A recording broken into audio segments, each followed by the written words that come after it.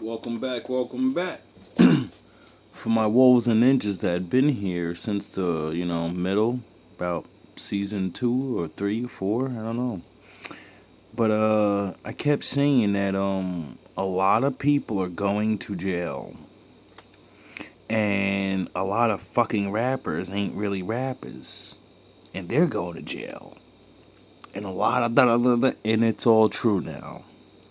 So, I would like to first say I'm sorry to the United States. Thank you for unlocking that video for me so I can finally play it. But I understand now why you blocked the video. I was a little ahead of the game. And like I say, I'm not on anybody's side. I'm only on my father's side. You know? So, since nobody wants to properly give me a fucking job, you just have fun with each other. Now, without any further ado, meet the man who ran one of the most violent cartels in modern history, Nemesio Oseguera Cervantes, aka El Mencho. And you see, El Mencho was no ordinary cartel boss. Let me put it to you like this. His group, the CJNG, was worth $50 billion.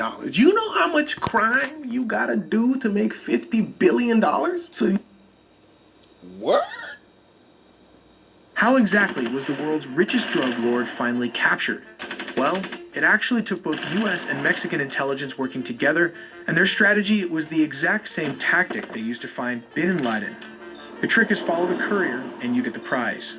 They tracked down his associate and kept tabs on one of his many girlfriends. Because yes, this 59-year-old guy somehow had a love interest. Maybe because he is richer than the Sinaloa drug lords with a $20 billion at his disposal. There. $20 billion?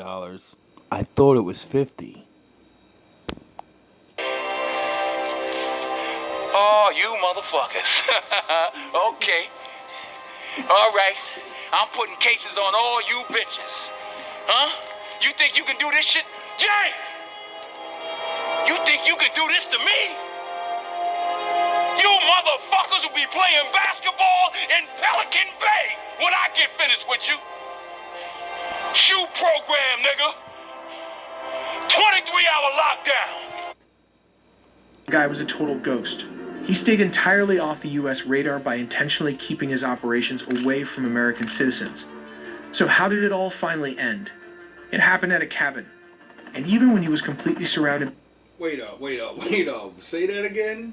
US radar by intentionally keeping his operations away from American citizens. Wait up. So, wait up. You just said that he wasn't selling drugs to American citizens, so, then we won't go and fuck with him. And never mind. Oh yeah, I forgot. We be helping people.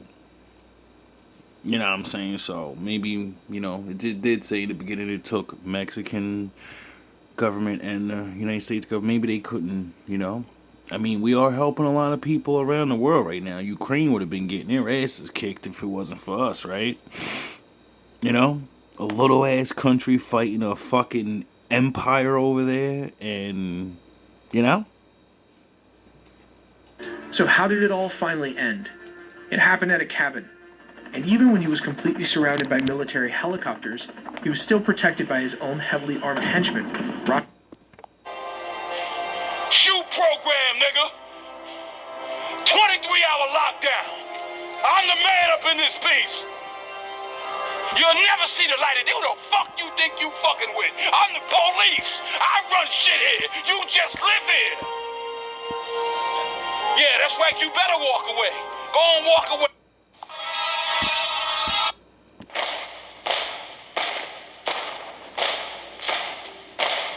RPGs and armored vehicles. And all hell broke loose when the Mexican Special Forces started attacking with guns blazing. The operation that brought down Mexico's most wanted man didn't happen in a bustling city. It happened in a fortress.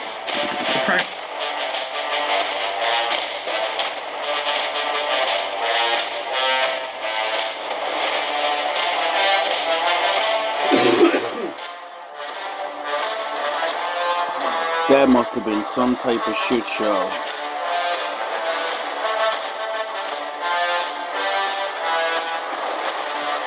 I wonder if Delta Force is involved.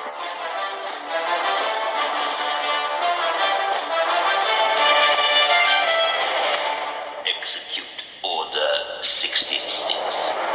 Firefight, the exact moment the Mexican armed forces went head-to-head with heavily armed CJNG operatives, fatally wounded many of the drug lord's members. Damn. This is located in the western state of Jalisco, but Tapalpa is a rugged mountainous municipality about a 2-hour drive southwest of the state capital, Guadalajara. For the cartel, this wasn't just a hideout. It was a tactical stronghold, utilizing the harsh terrain as a natural defense against the military. But taking down the kingpin was only the beginning. Almost immediately following the raid, the CJNG unleashed hell. A massive, highly coordinated wave of retaliation exploded against government forces and public infrastructure. This violent pushback, often referred to as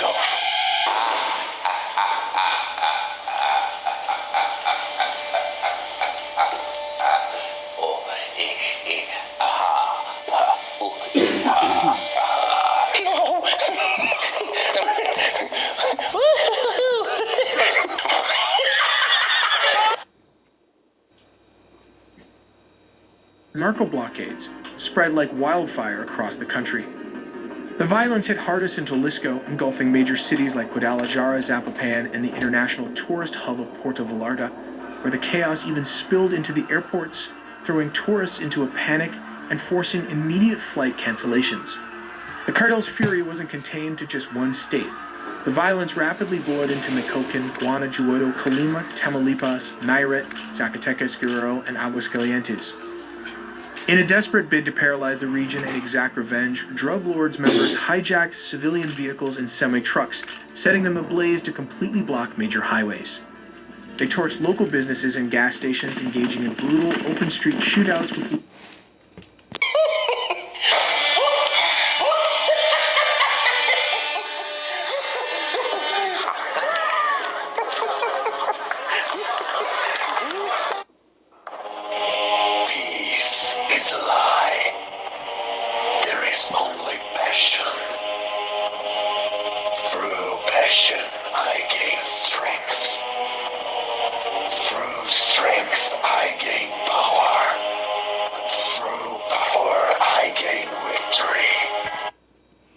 You see, this is why I tell a lot of people that live in the United States, like, you know, the black boys and the corner boys. Like, yo, bro, you niggas is not built like this. This is real gangster shit. You know? When have you heard gangsters in the United States try some shit like this? Why don't they? Because they know what's gonna happen. Local and federal security forces. But how did he become the richest cartel in Mexico? For years, he was a ghost. A phantom who commanded an empire of blood, methamphetamine, and billions of dollars.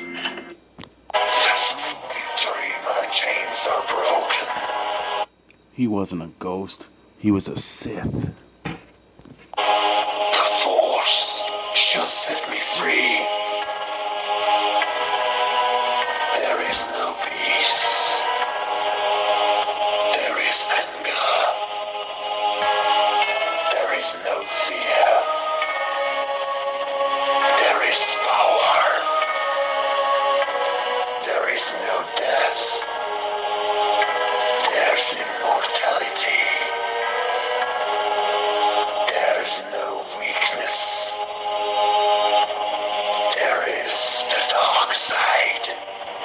But on Sunday, February 22nd, 2026, the ghost was finally cornered. Nemesio Ruben Oseguera Cervantes, better known to the world as El Mencho. He was the supreme leader of the Jalisco New Generation Cartel, or CJNG. He didn't just run a cartel. He commanded a heavily armed paramilitary force that brought the Mexican state to its knees. I am the heart of the darkness. I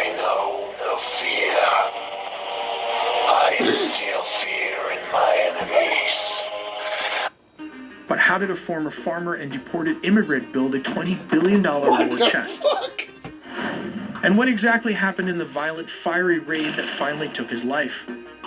To understand his explosive end, we have to look at his quiet beginning. In the 1980s, Mencho was just an undocumented immigrant. Shout out to the 80s. Yeah, I ain't even gonna say nothing. In the United States, working the marijuana fields of California. Biggest fucking He was problem arrested, in the world is the niggas from the 80s, baby. I'm telling you. Whatever happened from, I'll give it 10 more years, 70s to the 90s, those people are the biggest problem ever. We're like an anomaly. You know? Because I'm telling you, the good ones doing things, they're breaking records, they're fucking inventing new things. The bad ones doing things, they're breaking records and they're doing things. Things that no one, you know, a lot of like, you know what I mean? I'm starting to understand why they don't want people so smart anymore. You know? Because when I was growing up in the 80s, it was like, you know, you could see the pullback a little bit, but it was the thing to know things and all of this and here, learn. And then with knowledge came power. And with power comes great responsibility for your life. And you know, the people around you, because unfortunately everyone affects everyone's life. I am the destroyer of worlds. I know the power of the dark side. Time in a U.S. federal prison and was deported back to Mexico at the age of 30. That deportation was the match that lit the powder keg. Oh, so he was a weed dealer. I guess it said. Let me back it up. Before I make an assumption. Sound like an asshole. To understand his explosive end, we have to look at his quiet beginning. In the 1980s, Mencho was just an undocumented immigrant in the United States, working the marijuana fields of California. Oh, so we're running that route? Okay. He was arrested, served time in a U.S. federal prison, and was deported back to Mexico at the age of 30. That deportation was the match that lit the powder keg. Alright, so, that doesn't sound good, because, you know, we just sent back a whole lot of people, and they were going crazy over here, so I think there's going to be a lot of powdered kegs, and hopefully, well, you just fucking eliminated fucking the Hydra head, so, but, you know, I don't think that's ever stopped drugs from being sold, so we all know it's a Hydra. Another head will grow. But, well, you know, we kind of just sent all those people back, making fun of them, talking about the, you know, so it's not looking good. He joined the Millennial drug lords in Mecocan, building a reputation as a calculating, ruthless enforcer. When that cartel fractured, Mencho didn't just pick up the pieces, he forged a new terrifying weapon. Oh, so basically, he came to the United States, went to jail, and like everyone knows, well, everyone doesn't know, but I've learned, when you go to the United States jail, you get a college degree on how to be a better criminal. Because you're around all the best criminals now. And all they do is talk about all their war stories. And then other idiots go and do the same shit that nigga just got locked up for. Can you believe that? Can you believe that? I know the power of the dark side. I am the fire of hate. But if you go back to your country, you know, that means you're like Superman now. Because your knowledge is up there now, you know? You meet people, you're learning all these things, you're fucking, you know? So it's like, I don't know. Jail seems to not reform people. It seems to turn them into supervillains. CJNG. Mencho was a master strategist. While rival cartels like Sinaloa bled themselves dry in civil wars, especially after the capture of El Chapo and the recent fall of El Mayo, Mencho capitalized on the chaos. I didn't know that. He pivoted away from traditional routes and went all in on methamphetamine and fentanyl, focusing on highly lucrative markets in Europe and Asia. This strategy kept him slightly under the radar of American politics. Oh, I'm not gonna say it. Trump, you're a smart man. This nigga said, I'm cutting the plugs to everything. Y'all niggas say, who you think you playing with? Let me Over my head. But you off trying to start a war with our partners. The nigga diss me every time I see him. Acting like he the one in charge and shit. In Compton, he is the one. You lose. Every time you bite with that nigga, and I'm the one that pays for it. And you gonna get off his corners? You gonna leave his people be? Or you the one that's gonna find yourself a new plug? You don't mean that shit? The fuck I don't. I built this shit. Me. Brick by brick. And I'll be damned if I let you tear it down just because you don't like the way another nigga talk. While quietly amassing a staggering $20 billion empire. Former DEA agents claim the CJNG has vastly more money than the Sinaloa cartel ever did. wow. But unlimited wealth buys unlimited arrogance.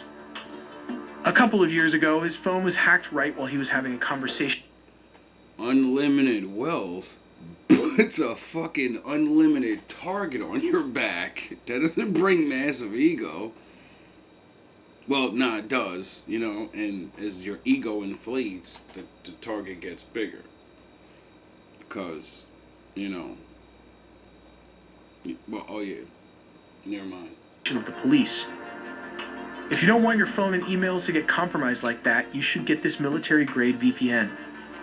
Think. Just stop it with the get the VPN. If they want to look at your shit, they're gonna look at your shit. Why don't they have the commercials that just tell the truth? If you want ordinary people not to see your shit, get this. But the big dogs, yeah, they're always gonna be able to, you know what I mean? It's their fucking job. Stop with the fucking, you know what I mean? Stop with the fucking, you got Elon Musk fucking telling us that fucking our systems could be hacked. The Chinese are hacking us. And you're telling me this fucking low-grade system bullshit ain't, stop it. Double shift means extra stress sweat. Codenamed Delta One, who was doing his job a little too well. Guarantee. Listen to this recently surfaced actual wiretap phone call between El Mencho and a local police commander, codenamed Delta One. So that's why you made me make that picture, father? I wonder what else. I gotta start watching my old videos, like, for real. Was doing his job a little too well. Delta 1. Hey, ¿quién habla? Mira bien, hijo de tu... Soy Mencho, güey. Yeah, we're gonna skip that. Amigo. We don't care about none of that. ¿Sabes que esto es muy And we don't care. Por favor. Yeah, skip. Skip. With a very specific Mexican and U.S. intel caught him. Why do you follow the girlfriend? Yes, literally follow the girlfriend. Intel identified a trusted cartel associate with a very specific job, moving one of El Mencho's love interest. They placed this courier under strict, round-the-clock surveillance, waiting for him to make a move. And eventually he did. Another nigga talk!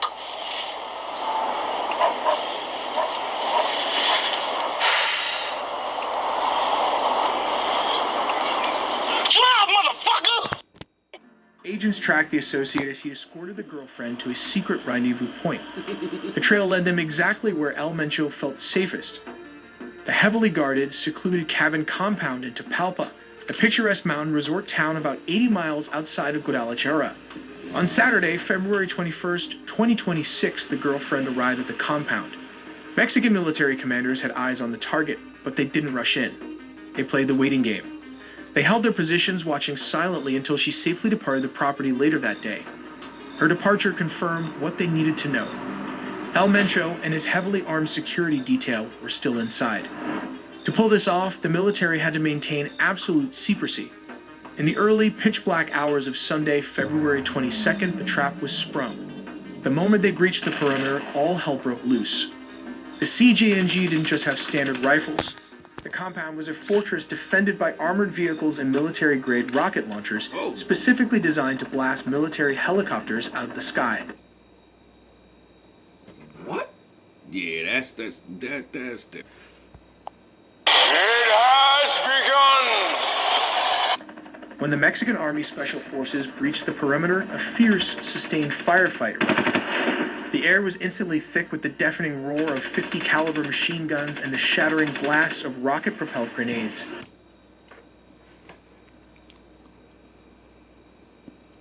Jesus Christ. Like, that's literally a war zone.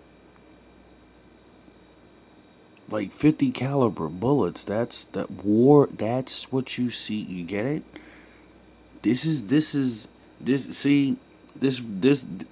why I be playing this.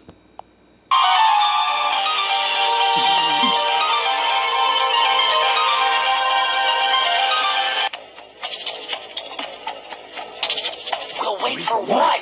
He needs a sensu beam. Quiet, boy! Where is your honor? Like all pure-blooded Saiyans, Kakarot would rather die fighting than win with one of those disgraceful sensu beams as his crutch.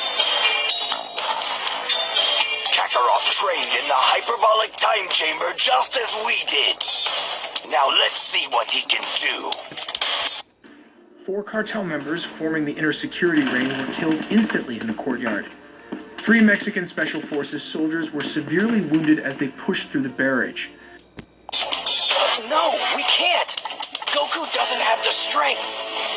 Don't you see what will happen if he keeps going like this? As his If this goes on, then he will die.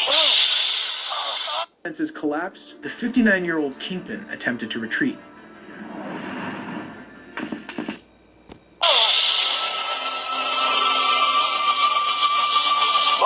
that will be his decision. It is painfully clear at this point that no one among this group is stronger than Kakarot is. Not even myself. So he deserves to have the fight of a true warrior. And that means to the death. While we all just stand here and watch? But where was he during the raid? Tactical reports place El Mencho in the west wing of the safe house, a fortified section of the compound likely intended to shield him or provide access to an escape route while his guards held off the assault. But the military's push was too fast and too overwhelming. Amidst the chaotic crossfire, Mexican Special Forces laid down heavy suppressing fire using their standard issue FX-05 5.5 6mm assault rifles. Jeez. High-velocity rounds tore through the reinforced doors and drywall of the west corridor. Caught in the fatal funnel of the hallway, the Kingpin was hit. Struck multiple times in the torso by the 5.5 6mm rounds, El Mencho collapsed onto the floor of the west wing. Wow. I won't be part of it! Aren't you the one who has never stopped talking about how great a hero Kakarot is?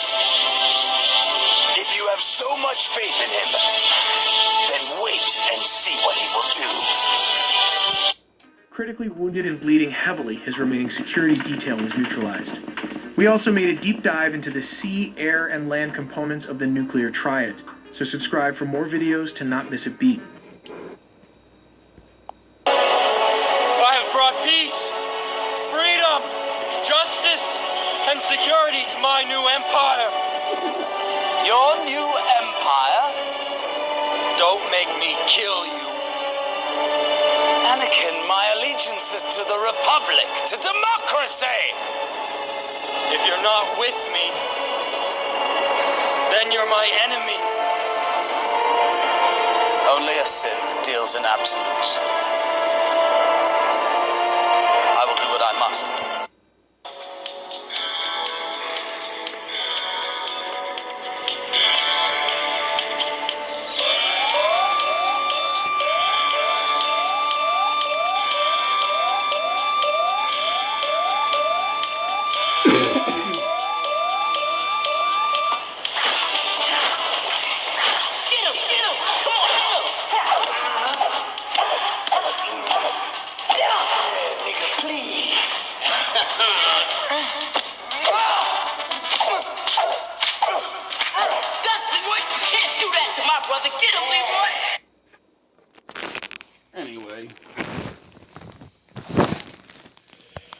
Got about 4 minutes left.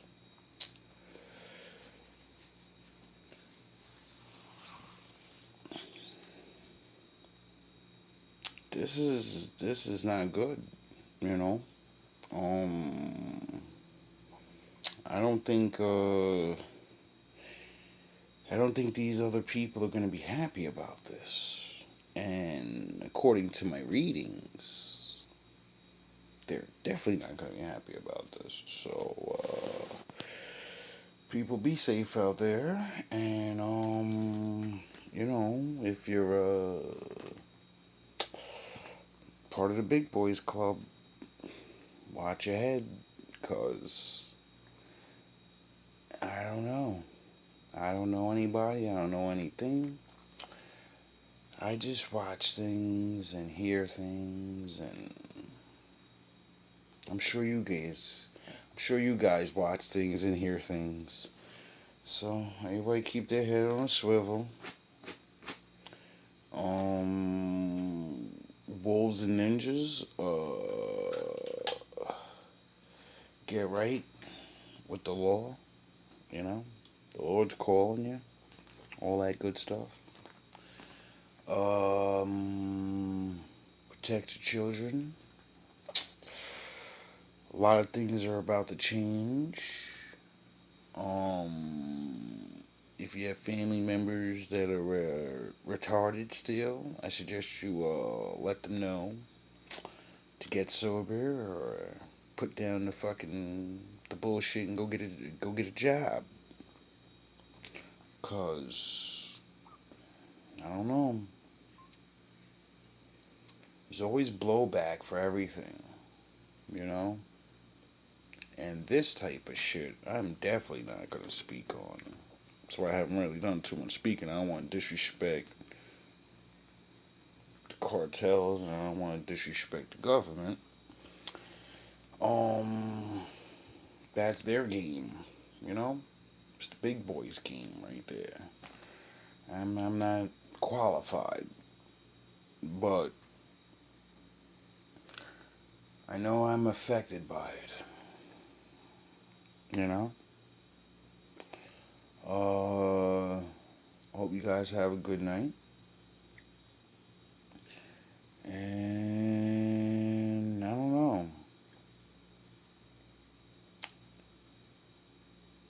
It's getting real, it's warming up out there, you know? A lot of people need to definitely don't argue with people. I keep having this feeling that the crash outs, it's going to be a crash out season. A lot of people are going to crash out, you know? A lot of people are either not trained to deal with their emotions, or other people are going to lose so much, you know? And since nobody believes in my father anymore, damn near, why would you care how you go out? You know? You don't think you get extra punished for that. You think you're just calling the game quits. My father said, nah, ain't no calling the game quits. You know? You gotta reap what you sow. So, for anybody that might be listening to this that may want to crash out, think you're going out, that ain't gonna help you. You know? It's not gonna help. All love, all praise to the Most High.